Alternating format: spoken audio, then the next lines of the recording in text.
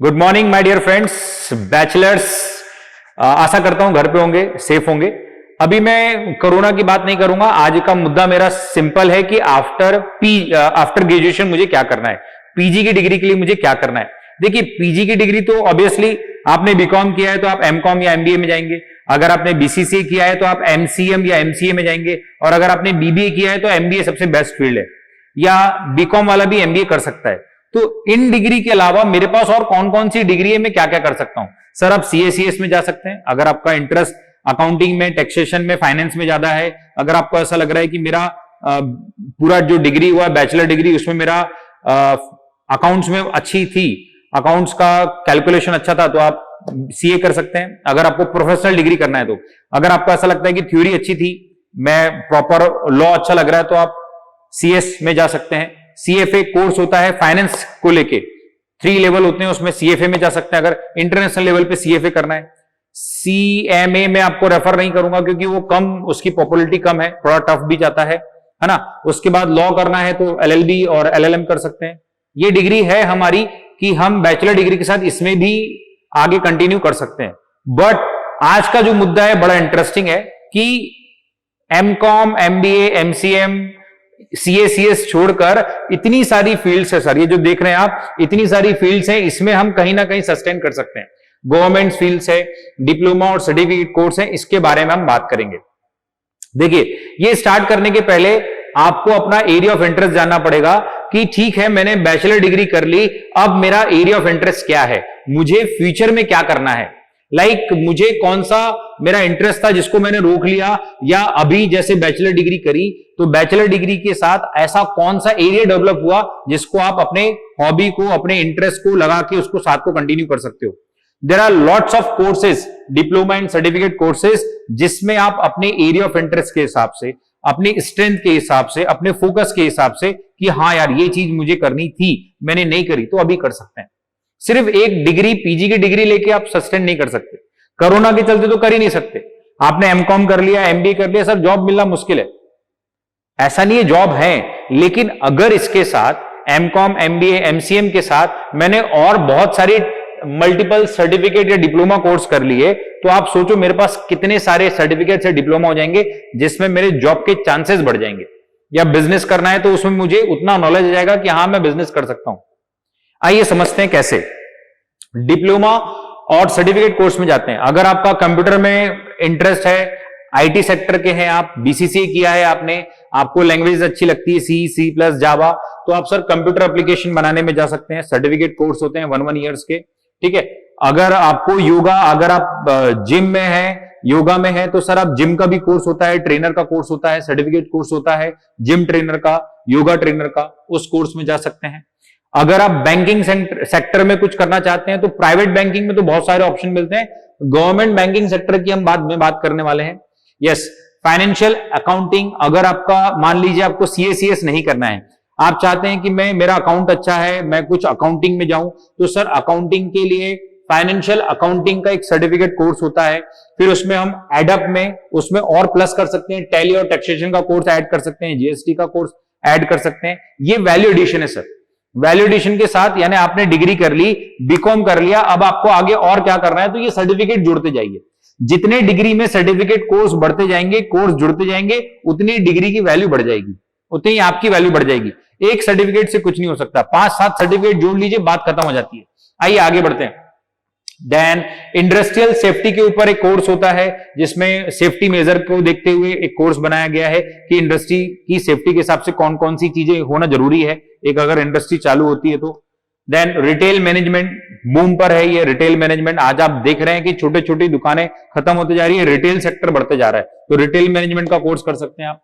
Business analytic का course कर सकते हैं, बिजनेस का एनालिसिस का एक पार्ट होता है, ये इसकी डिटेल आप जब सर्च करेंगे तभी समझ में आएगी आपको।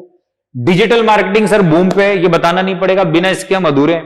कोई भी बिजनेस को प्रमोट करना है तो डिजिटल मार्केटिंग, इंस्टा हो गया, एफबी हो गया, या फिर गूगल एडवर्ब्स हो गया, और बहुत पिनटॉप हो गया, बहुत सारे नए नए ये आ रहे हैं डिजिटल मार्केटिंग बूम पे।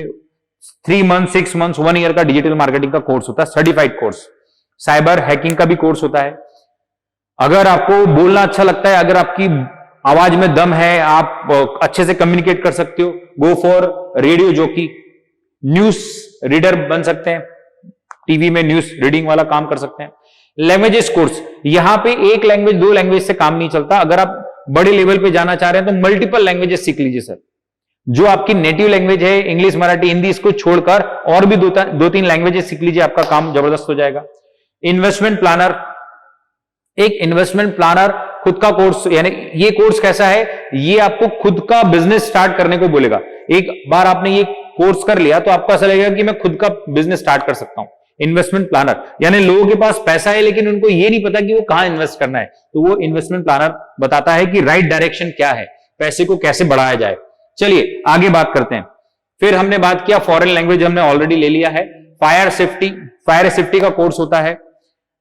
जर्नलिज्म, मास कम्युनिकेशन में बहुत सारे हैं। टूरिज्म का कोर्स होता है, होटल मैनेजमेंट का कोर्स होता है, ये भी बूम पे है होटल मैनेजमेंट।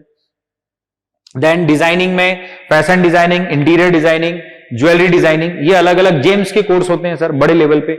मुंबई में बड़ी बड़ी मेट्रो सिटीज में जेम्स के कोर्स होते हैं। इंटीरियर, अगर आपका आपको और कुछ अलग हटके करना है तो interior designing, FD fashion designing कर सकते हैं। फिल्म मेकिंग ये कोर्स बड़ा बूम पे है सर। जैसा कि आप देख रहे हैं आजकल हम वीडियो देखते हैं, कोई अट्रैक्ट होते हैं, तो फिल्म मेकिंग का एक कोर्स होता है, छोटे से बड़े लेवल तक जाता है, छोटे छोटे वीडियोस बनाए जाते हैं। देन मैनेजमेंट में फाइनेंस मैनेजमेंट, इवेंट मैनेजमेंट, ये भी एक कोर्स है जो अपना सेल्फ बिजनेस स्टार्ट कर सकते हैं इवेंट मैनेजमेंट के थ्रू। देन आइए कुछ सर्टिफिकेट कोर्स के बारे में जो बहुत ही बूम पे चलते हैं। NSC BSc capital market, NSC BSc capital market, ये कैपिटल मार्केट के सर्टिफाइड कोर्स हैं जो आपको 100% जॉब गारंटी देते हैं। NSC BSc CSE stock broker, यानी ये कैपिटल मार्केट की टोटल 25 टाइप्स की एग्जाम होती है। अगर हम उसको धीरे धीरे क्रैक करते जाएं तो हमारी वैल्यू बढ़ती जाती है। जैसे अगर आपको इंश्योरेंस एडवाइजर बनना है तो आप एलआईसी कर सकते हैं, म्यूचुअल फंड का करना है तो एमफी की एग्जाम होती है, और बहुत सारी एग्जाम्स होती है, उसके थ्रू हम हमारी डिग्री की वैल्यू बढ़ा सकते हैं, राइट है ना, इस लेवल पे।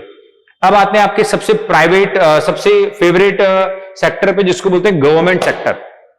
गवर्नमेंट सेक्टर में सबसे टफेस्ट एग्जाम होती है यूपीएससी की, यूपीएससी एमपीएससी की। सिविल सर्विसेज, सिविल सर्विसेज में क्या क्या आता है सर, आप आईपीएस, आईएएस, आईएफएस की एग्जाम कर सकते हैं। इसमें और भी पोस्ट होती हैं, जो मैंने मेन बड़ी पोस्ट है वो लिखी है। देन आरबीआई ग्रेड बी की एग्जाम होती है। इस ग्रेड बी पे हमें क्या होता है, एंट्री लेवल पे, आरबीआई की एंट्री लेवल पे मैनेजमेंट पे हमें एंट्री मिलती है। देन एसबीआई पीओ की एग्जाम होती है। एसबीआई पीओ की एग्जाम सिर्फ एसबीआई के लिए होती है। उसी के अलावा आईबीपीएस एक एग्जाम क्रैक करता है जो मल्टीपल बैंक के लिए होती है। SBI PO only for SBI bank, IBPS for multiple banks, even private sector भी जाता है उसमें। फिर एक और एग्जाम होती है जो क्लरिकल लेवल की होती है, ये इसके बाद आती है, छोटे लेवल की एग्जाम होती है, इजी एग्जाम होती है। आईबीपीएस या एसबीआई क्लरिकल लेवल में आपको इजीली जॉब मिल सकती है। देन आता है एसएससी सीजीएल एग्जाम, इसमें ग्रेड बी यानी नेक्स्ट लेवल जो आता है असिस्टेंट पोस्ट के लिए, ग्रेड बी और सी उस पोस्ट के लिए मिलती है। देन उसके बाद आता है इंडियन रेलवे। इंडियन रेलवे में बहुत सारी एग्जाम है, कुछ एग्जाम आपकी डिग्री पे भी होता है, साइंस मैथ्स पे भी होता है। नॉर्मल स्टेशन मास्टर की पोस्ट के लिए हम अप्लाई कर सकते हैं for commerce graduate. Then LIC AAO assistant administration, LIC की पोस्ट के लिए होता है। देन टीचर्स एलिजिबिलिटी टेस्ट, अगर आप गवर्नमेंट स्कूल या कॉलेज में पढ़ाना चाहते हैं, आगे उसका एडमिनिस्ट्रेशन संभालना चाहते हैं, तो उसके लिए होता है टीचर एलिजिबिलिटी टेस्ट। तो सर ये था multiple courses, multiple certificate and diploma courses after graduation. ये चीज दिमाग में बैठा लें कि सिर्फ एमकॉम, एमबीए, एमसीए की डिग्री से मेरा कुछ नहीं होने वाला, मुझे 2-4 सर्टिफिकेट या 2-4 डिप्लोमा कोर्स करने पड़ेंगे। देखिए अगर आप गवर्नमेंट सेक्टर की सोच रहे हैं, अपना फोकस, अपनी स्ट्रेंथ समझ लो कि मैं कितना कर सकता हूं, मेरे अंदर कितना पावर है, मैं कितनी टाइप की एग्जाम को क्रैक कर सकता हूं। अपने हुनर को पहचानो, हर एक बच्चा यूनिक होता है, आप हर एक के अंदर एक यूनिक स्ट्रेंथ छुपी हुई है, उस स्ट्रेंथ को समझना है, उस स्ट्रेंथ को, पावर को समझना है और अपने कोर्स से लड़ना है। ये लास्ट 2-3 इयर्स है सर आपके। उसके बाद क्या होगा, आप अपने जॉब पे लग जाएंगे, आप अपने बिजनेस में लग जाएंगे, और कुछ की तो शादी ब्याह हो जाएगी, काम ही लग जाएगा उनका। तो ये जो 2-3 साल मिले, क्यों ना इसको कुछ इंटरेस्टिंग बनाया जाए। छोटी सी कहावत है, या तो अभी काम करो या जिंदगी भर काम करो। तो अभी काम करो का मतलब ये 2-3 साल आपने पढ़ लिया, सर्टिफिकेट जोड़ लिए, डिप्लोमा जोड़ लिए, तो आपको लाइफ लॉन्ग इजिली सर्वाइव करना है। ओके, इनके बारे में बहुत सारी डिटेल्स आपको गूगल बाबा पे मिल जाएगी कोर्स के बारे में। अगर आप मुझसे जानना चाहते हैं तो कैलिबर का नंबर ऑलरेडी है आपके पास, एनी टाइम मुझसे कॉल कर लीजिए या मुझसे अपॉइंटमेंट लीजिए, मैं आपको डिटेल दे दूंगा। That's all from my side. Hope so आपको समझ में आया होगा कि after graduation MCom, MBA, MCM, MCA के अलावा सीए, सीएस, एलएलबी के अलावा सीएफए, सीएमए के अलावा इतने सारे डिप्लोमा सर्टिफिकेट कोर्स होते हैं जिन पे हम वर्क कर सकते हैं। Right sir? तो प्लीज सोचिएगा, कंफ्यूज नहीं होइएगा। अगर कोई डाउट रहेगा तो मुझे एनी टाइम कॉल कर सकते हैं आप। That's all from my side. Thank you so much. जल्दी मिलेंगे।